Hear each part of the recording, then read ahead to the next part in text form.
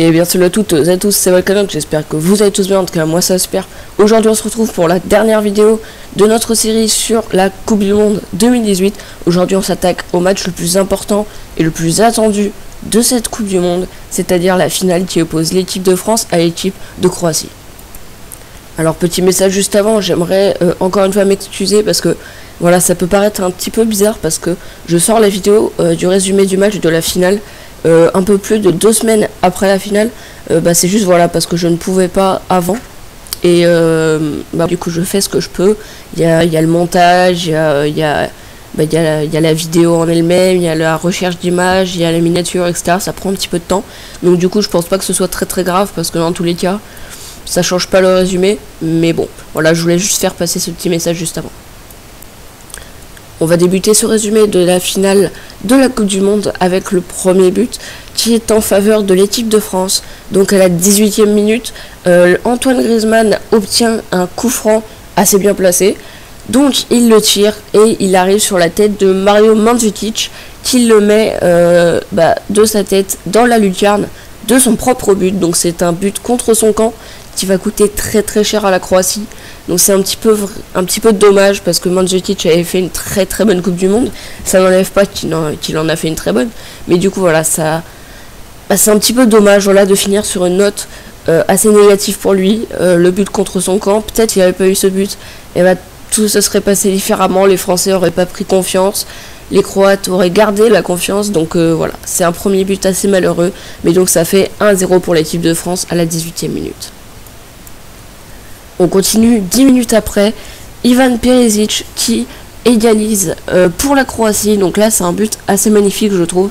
C'est un petit peu le fouillis au départ, sauf qu'au bout d'un moment il rattrape la balle dans la surface et il met une frappe magnifique enroulée au ras du poteau. Loris ne peut rien faire.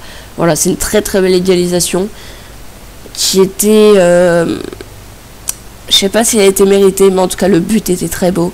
Et donc ça fait 1-1 entre les deux équipes. On continue avec ce troisième but à la 38e minute. Donc ça fait déjà beaucoup. En 38 minutes, c'est déjà le troisième but. Donc sur un corner d'Antoine Griezmann, encore je crois. Il est partout, voilà, sur les coups de pied arrêtés.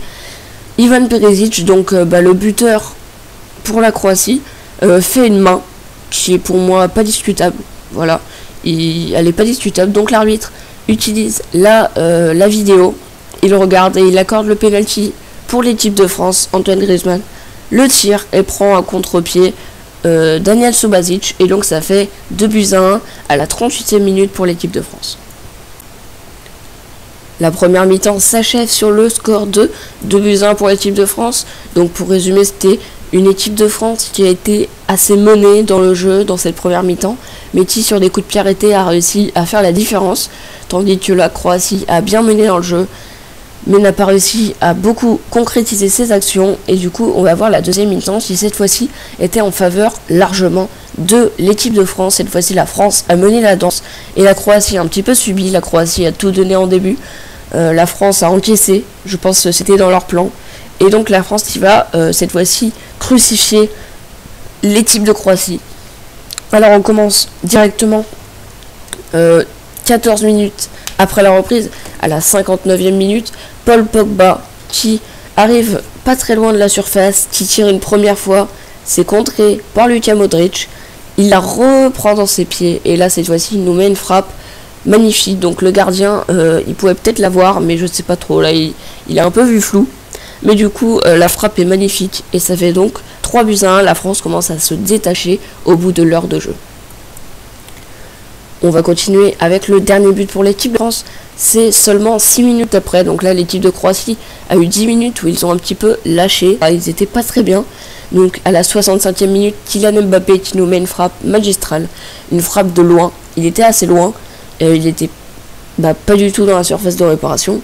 Il nous met une frappe au ras du poteau. Donc le gardien, de toute façon, il en pouvait plus. Il était mort. Et du coup, là, il regarde juste la balle. Il regarde la balle partir dans le but. Et Kylian Mbappé qui crucifie la Croatie sur le score de 4-1 au bout de la 65e minute.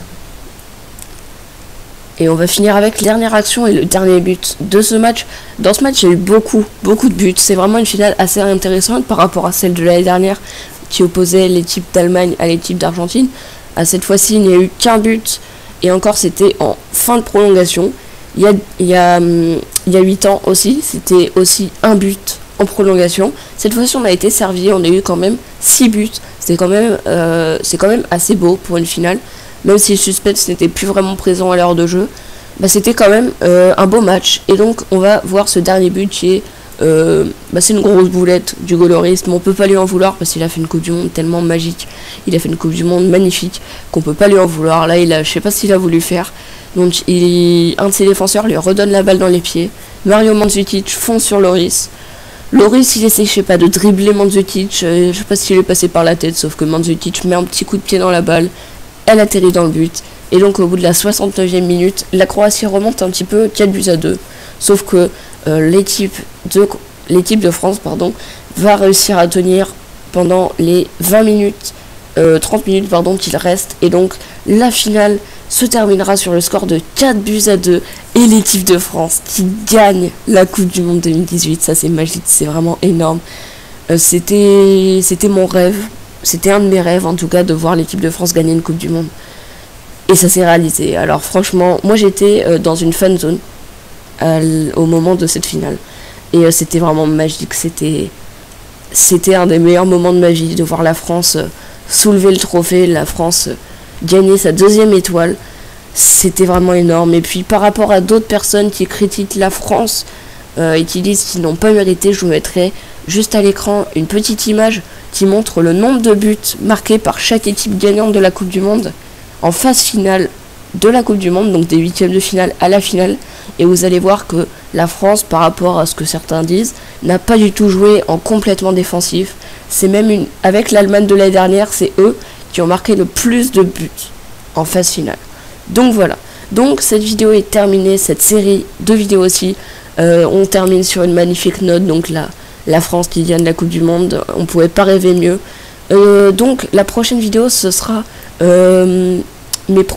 avant la Coupe du Monde, j'avais fait des petits pronostics et on va les vérifier. Donc j'ai pas eu trop de choses bonnes, mais je sais bien que j'avais dit la France gagnerait sans trop y croire, mais elle a vraiment gagné. Donc on se retrouve pour la prochaine vidéo, n'hésitez pas à liker et à vous abonner si c'est pas déjà fait. En tout cas moi je vous dis à la prochaine. Ciao tout le monde.